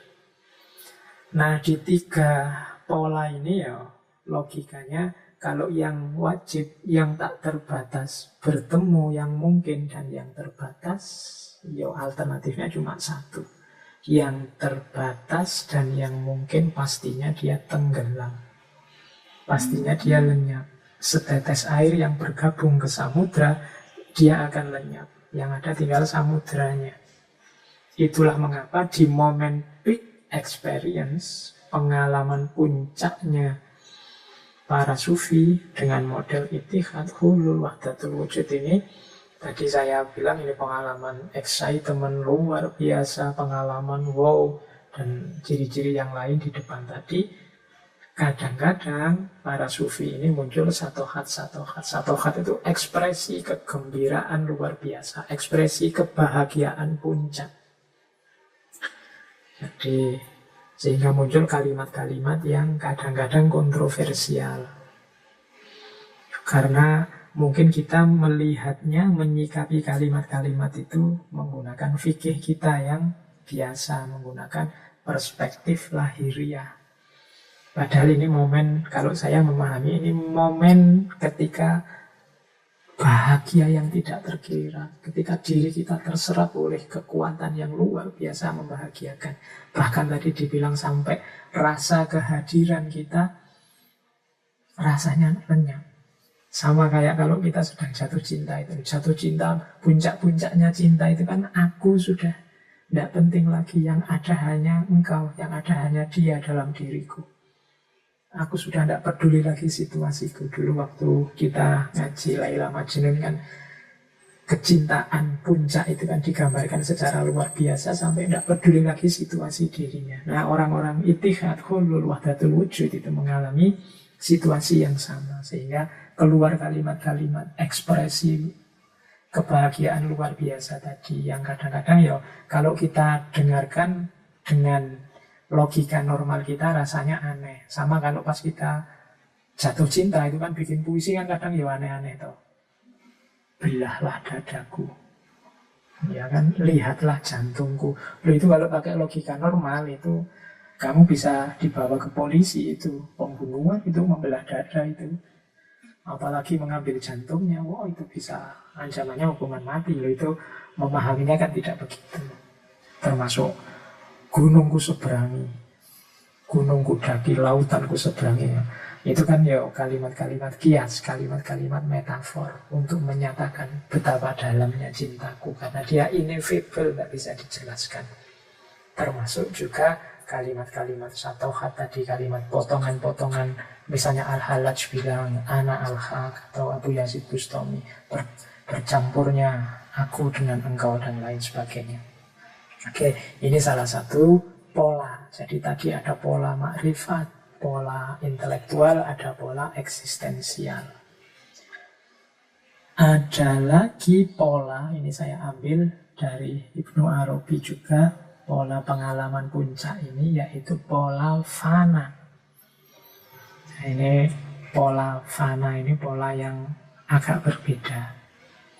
Jadi pola fana ini pola melenyapkan diri. Kalau tadi kan pola kesatuan diri, kalau ini pola pelenyapan diri. Jadi justru dalam pengalaman puncak, pola pelenyapan diri ini satu-satunya yang tersisa hanya Allah saja. Diri kita sampai ke level yang paling ghati, hakiki, itu sudah tidak ada.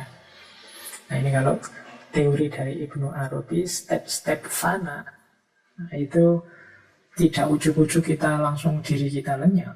Jadi ada tahapan-tahapan suluknya untuk kita sampai pada hanya Allah saja yang tersisa. Nah, yuk kita lihat sebentar ya pandangannya Ibnu Arabi ini. Jadi yang pertama adalah fana an mukhalafat. Fana an mukhalafat itu yang harus kita lakukan pertama adalah sirna dari segala dosa dulu. Membersihkan maksiat-maksiat. Jadi lewat jalur takwa dulu, menjalankan perintahnya, menjauhi larangannya. Titik akhirnya apa? Fana anil mukhalafat. Jadi semua yang Allah murka, semua yang tidak disukai Allah, semua dosa kecil atau besar, semua maksiat kita tinggalkan. Ini level paling dasar. Fana anil mukhalafat. Segala yang berjenis ketidaksetujuan, pembangkangan kepada Allah, kita jauhi. Nah, ini level pertama. Ya, kalau ini saja belum lulus, ya susah kita naik ke level kedua. Jadi level pertama ini membuat kita jadi orang benar, jadi orang baik. Loh, padahal kadang-kadang untuk jadi orang benar, jadi orang baik itu kan puncak tujuan kita. Tapi di pola fana ini itu awal. Jadi awal perjalanan itu jadi orang benar, jadi orang baik. Sirnanya segala dosa. Setelah itu naik satu level. Fana an af'alil ibad. Jadi sirnanya segala tindakan hamba. Nah, kalau yang kedua ini lebih tinggi lagi, lebih dalam lagi. Apa yang kita sirnakan? Tindakan. Maksudnya sirnakan tindakan itu bukan kok kita tidak ngapa-ngapain lagi, tapi maksudnya mensirnakan tindakan itu kita sadari bahwa kebaikan yang tadi kita lakukan, kemampuan kita menghindari maksiat, menghindari dosa, itu hakikatnya adalah anugerah dari Allah, kendali kontrol dari Allah. Kok kita bisa sadar untuk menjalani kebaikan dan kita terus mau jauh dari maksiat, jauh dari kejahatan? Nah, ini sebenarnya jasanya tidak terletak di kita, tapi semuanya adalah anugerahnya Allah. Jadi tidak pantas kita mengklaim, loh saya sudah menjalani kebaikan, loh saya sudah menjauh dari dosa, loh engkau menjalani kebaikan, engkau menjauh dari dosa. Itu semua hakikatnya adalah anugerah dari Allah. Kalau kita sudah nyampe pada kesadaran ini kita naik satu level, namanya fana'an af'alil ibad. Jadi kita ini hamba yang setiap tindakannya dikendalikan oleh Allah, dikendalikan oleh Tuhan. Nah, ini level kedua. Ini juga tidak mudah. Saya bilang menyadari, kalau mengetahui ya lah kita tahu. Kalau saya informasikan seperti ini kan kita tahu. Tapi menyadari itu, kesadaran itu biasanya ada efeknya dalam kehidupan. Kalau saya bilang kita ini kebaikan yang kita lakukan itu anugerah dari Allah loh. Oh ya Pak, saya tahu Pak. Kalau tahu itu biasanya belum mengefek hidup. Tapi kalau saya sadar Pak, kalau sadar itu ada efeknya. Banyak orang yang tahu tentang ini, tapi kok dia masih bisa sombong, masih bisa mengklaim bahwa tindakan itu adalah hasil upayanya, hasil jerih payahnya, masih merasa lebih benar dari yang lain, masih menganggap yang lain telah sesat, dia yang milih jalan kebenaran. Itu semuanya seolah jasanya dia. Nah, itu berarti ya hanya tahu tapi belum sadar. Kesadaran itu biasanya ada efek praktisnya dalam kehidupan. Nah, ini level kedua. Level ketiga lebih dalam lagi. Fana'an af'an sifatil makhlukin. Sirnanya segala sifat-sifat kemakhlukan. Kalau tadi tindakan itu kan sesuatu yang konkret, itu anugerahnya Allah. Sekarang lebih dalam lagi, bahkan sifat-sifat makhluk. Sifat-sifat makhluk itu ya, misalnya ada nafsu di situ, ada hasrat di situ, ada keinginan-keinginan duniawi di situ. Itu kan kita menyebutnya manusiawi kok Pak, begitu itu. Di level yang ketiga, fana'an ahwalil makhlukin ini, sifat-sifat seperti itu disingkirkan. Disingkirkan itu dipinggirkan. Jadi kita sirnakan, tidak kita dominankan dalam hidup. Jadi semuanya dijalani sekadar minimal kebutuhan saja. Kita penuhi sekadar kebutuhan dasarnya. Sisanya apa? Sifat-sifat ketuhanan yang kita hidupkan. Jadi Rahman, Rohim, Ra'uf, Latif, ini kan sifat-sifat ketuhanan. Takholak bi ahlakillah. Jadi yang kita kedepankan, yang kita utamakan, yang kita perbanyak adalah sifatul khaliq. Kalau sifat makhluknya, sudahlah kita penuhi seminimal mungkin saja. Ini namanya fana'an sifatil makhlukin. Sirna dari sifat-sifat kemakhlukan. Ini level 3, ini lebih dalam lagi. Terus bisa naik lagi ke level 4. Fana'an kulli zat. Nah, kalau ini lebih sulit mungkin ya. Sirna dari personalitas diri. Jadi ini kesadaran bahwa hakikatnya aku ini tiada. Kalau tanpa Allah, otomatis aku ini tidak ada. Adaku tergantung Allah. Nah, ini fana'an kulli zat. Tadi saya bilang Ibnu Arabi termasuk yang mempopulerkan wahdatul wujud. Jadi satu-satunya wujud hanya Allah, yang lain tergantung wujudnya kepada wujudnya Allah. Maka orang yang nyampe di makom fana angkulizat ini, orang yang sadar bahwa bahkan diriku ini, adaku ini, bisa saja sifatnya ilusi. Hakikatnya aku hanya mungkin wujud, bisa ada atau tidak. Sekarang aku dipinjami wujud oleh Allah. Nah, ini kesadaran fana angkulizat. Jadi adaku itu hakikatnya adalah kemungkinan pinjaman dari wujudnya Allah. Ini yang keempat. Fana yang kelima adalah fana al-kullil alam. Kalau ini kelanjutan yang tadi, kelanjutan yang zat.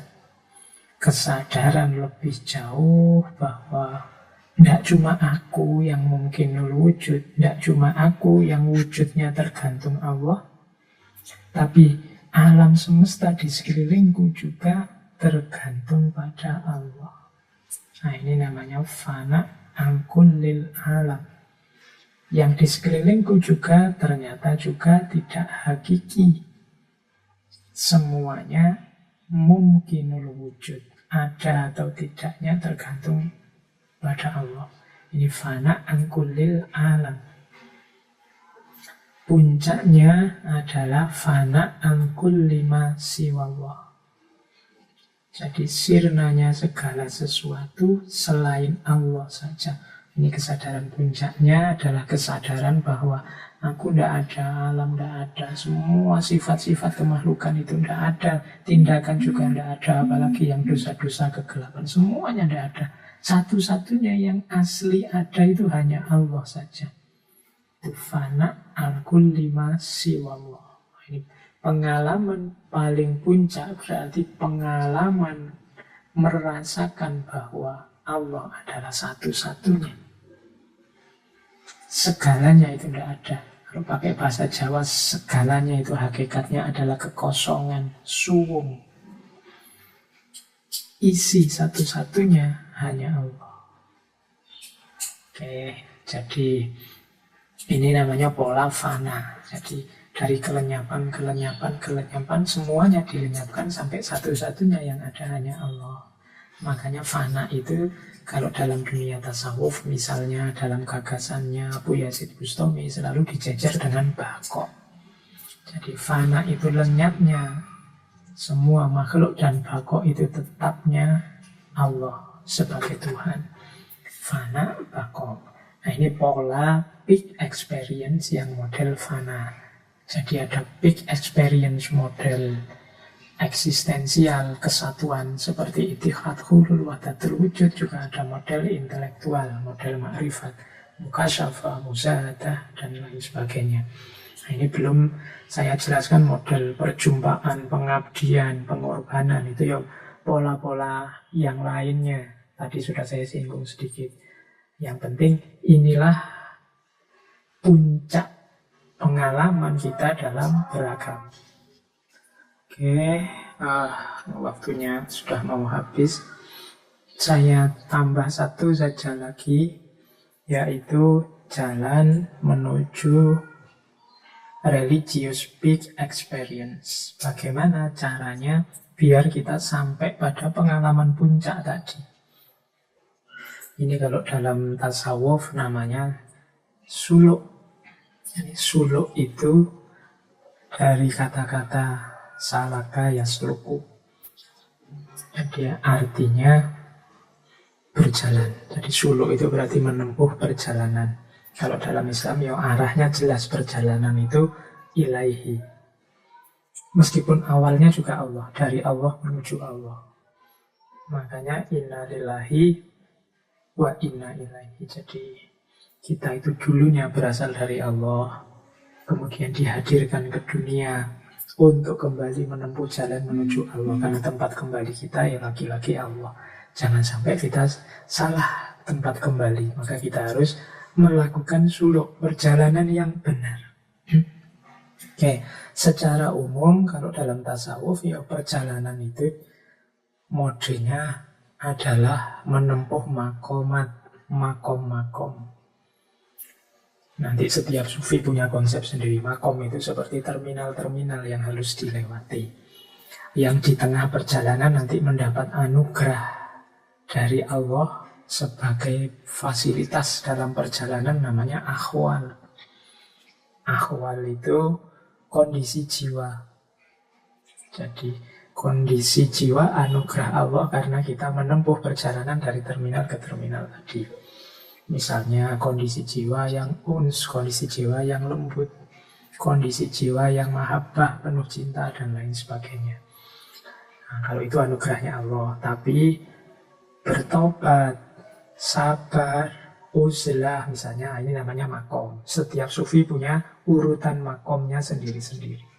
Jadi ini petunjuk dari para sufi bagaimana kita meniti jalan menuju peak experience. Ya puncaknya tetap nanti bertemu Allah. Oke, ya di sesi para sufi banyak kita kaji tentang level-level makom, kemudian juga ahwal-ahwal, karomah-karomah yang teman-teman senang mendengarkan cerita-cerita itu sebenarnya sejenis ahwal, anugerah Allah dalam perjalanan. Ya semoga orang tidak tertipu dengan karomah-karomah itu. Biasanya para sufinya sendiri sering menganggap karomah-karomah itu ya anugerah sekaligus ujian. Kalau tidak lulus ujian, banyak yang berhenti di karomah. Banyak orang itu diberi Allah anugerah luar biasa karena perjalanannya yang juga luar biasa, melakukan suluk tirakat yang luar biasa. Terus oleh Allah diberi fasilitas dalam perjalanan. Banyak orang yang tertipu oleh fasilitas itu. Misalnya orang mengistiqomahi sholat tahajud apa sholat duha misalnya. Itu kan salah satu jalan untuk dekat ke Allah, untuk cepat sampai pada Allah. Tapi oleh Allah kemudian diberi anugerah. Atau mungkin juga diuji. Misalnya diberi rezeki yang banyak, yang berlimpah-limpah. Nah, ini sejenis karomah juga menurut saya. Nah terus banyak orang yang tertipu gara-gara dapat rezeki banyak ini. Oh berarti sholatku tahajud ini bisa membuat rezekiku terjamin. Padahal kemarin saya sholatnya 2 rakaat. Ini kalau sholatnya tak tambah tiap malam 4 rakaat, mestinya rezekinya lebih banyak. Nah sekarang orientasinya berubah. Kalau tadi semula lillahi ta'ala sholat demi dekat pada Allah, sekarang sudah biar dapat rezekinya tambah banyak. Nah, ini yang saya sebut ujian-ujian dalam suluk, dalam perjalanan. Oke, ringkes saja ya saya bawa malam hari ini pola umumnya suluk jalan menuju pengalaman puncak. Ini saya pinjam teori, kalau filosof itu filosof klasik sekali yang teorinya nanti dipinjam juga oleh Surawardi, yaitu Plotinus. Di jalan menuju peak experience itu ada 3. Yang pertama purgativa, yang kedua kontemplativa, yang ketiga illuminativa. Purgativa itu penyucian diri. Ini nanti bentuknya ya model-model tirakat, dengan puasa, dengan uzlah, dengan qanaah, dalam rangka membersihkan diri. Jadi biasanya nanti para guru, para mursyid itu menyarankan apa yang harus dilakukan, apa yang jangan dilakukan untuk membersihkan jiwa, membersihkan diri. Karena seperti dijelaskan tadi, kenapa orang tidak sadar tentang mana yang baik, mana yang benar, mana yang hakiki, mana yang ilusi, itu bukan karena Allah tidak memberi, bukan karena Tuhan tidak menampakkan ayat-ayatnya, tapi lebih karena batin kita yang gelap. Sehingga tidak bisa menyaksikan itu, tidak bisa musyahadah. Berarti apa? Jalan keluarnya adalah purgatif, penyucian diri. Bersihkan diri kita, kosongkan dari yang jelek-jelek, yang merusak, yang jahat, yang maksiat. Kalau dalam tasawuf namanya taholli, kosongkan. Yang kedua kontemplativa. Kontemplativa itu melalui jalur kontemplasi, merenung, refleksi. Kalau ini jalur ilmu, nanti merenung. Seperti Kanjeng Nabi waktu ke Gua Hiro, itu kan kontemplasi, memikirkan umatnya, memikirkan kehidupan masyarakat jahiliyah saat itu, mencari jalan keluar dari semua kejahilian yang ada dan seterusnya. Itu lewat jalur kontemplativa. Dari situ nanti orang kemungkinan bisa dapat pencerahan tadi, mengalami mukasyafah, musyahadah, ma'rifat. Itu lewat jalur kontemplativa. Upaya ini ya butuh kesungguh-sungguhan, keseriusan yang diawali dari purgativa. Dirinya sendiri harus bersih. Kalau dirinya masih kotor, kontemplasi sedalam apapun ya kesejatian itu tidak akan terlihat karena batin kita masih gelap. Kalau nenek moyang kita, orang-orang kuno zaman dulu ada istilah topo atau semedi. Ini sebenarnya sejenis kontemplativa, kontemplasi. Dan yang terakhir, kalau ini aspek illuminativa, isyraq, pencerahannya. Jadi kalau ini ya memang murni anugerahnya Allah. Ada orang yang memang oleh Allah diberi pencerahan. Orang-orang yang diistimewakan oleh Allah diberi isyraq. Itu aspek illuminativa. Meskipun ya banyak juga yang sebenarnya upaya ini berkesinambungan kombinasi. Orang yang menyucikan dirinya, kemudian melakukan kontemplasi, akhirnya oleh Allah, karena kasih sayangnya diberi isyrok. Jadi diberi pencahayaan, sehingga sekarang yang sejati lebih jelas terlihat. Nah, itu aspek iluminatif, aspek pencerahan dari Allah. Seperti sering saya bilang, belajar itu kita yang berusaha, Allah yang menganugerahkan ilmunya. Jadi hasilnya tetap kuncinya ada pada Allah. Itu namanya isyrok atau iluminasi atau pencerahan. Jadi kita bersihkan diri, kemudian kita berkontemplasi, mencari mana yang hakiki, mana yang ilusi dalam hidup ini. Insya Allah nanti Allah membantu kita lewat pencerahan, iluminasi, menghadirkan kebenaran dan kebaikan itu dalam diri kita. Begitu momen itu hadir dalam diri kita, itulah pengalaman big experience yang tentunya harus kita tutup dengan alhamdulillah atas kasih sayangnya, atas kedekatan Allah dengan kita. Kemudian Allah menganugerahkan pencerahannya, menganugerahkan ma'rifatnya sebagai jalan puncak kita dalam beragama. Ya meskipun tetap big experience ini sifatnya transient atau sementara, ya tidak terus-terusan. Yang penting pengalaman puncak ini nanti akan membawa efek yang positif dalam hidup kita. Seperti tadi di depan sudah saya jelaskan. Jadi pengalaman ini membuat kita sadar akan hakikat hidup kita, hubungan kita dengan alam, dengan manusia, dengan Tuhan. Membuat kita puas, penuh, ada rasa kepenuhan diri, membebaskan kita dari belenggu-belenggu, mengubah hidup kita dalam cinta, memotivasi kita untuk kebaikan, kebenaran, hidup dalam kegembiraan dan kelembutan jiwa.